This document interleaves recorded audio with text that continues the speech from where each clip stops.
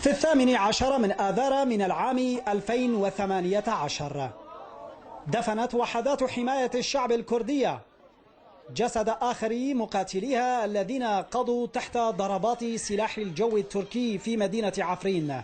حصلت آرتي على صور خاصة تعود ليوم 7 من آذار مارس عام 2018 تظهر تشييع السكان المحليين لعشرات من مقاتلي تلك الوحدات في مقابر مشتركة في عفرين، إذ لم يكن هناك وقت لدفنهم بمراسم خاصة. كما ترون هذه هي مقبرة الشهداء التي قام بدفن شعب عفرين بدفن شهدائهم، وكان عددهم 71 شهيدا هنا حسب الإمكانيات اللي كانت موجودة لديهم في تلك الفترة. لا يزال نورهاد حسن وهو صانع أفلام من مدينة عفرين يتذكر آخر لحظاته في المدينة عندما كان يعد فيلما عن المقبرة نفسها.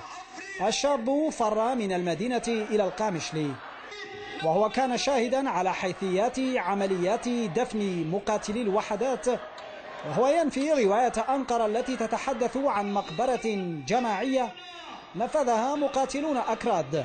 طبعا أنا كنت موجود أثناء عمليات تشييع ودفن المقاتلين والمدنيين في هذه المقبرة التي افتتحها الجيش التركي بالإضافة إلى فصائل المعارضة.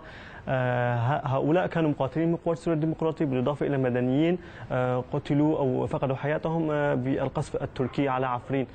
تم دفنهم على عجالة لأن الغزو التركي كان على أشده على عفرين. وبعد سيطرة تركيا على مدينة عفرين بنت جدارا حولها وفصلتها عن محيطها السوري، وتديرها فصائل العمشات والجبهة الشامية والسلطان مراد، وهي موالية لأنقرة.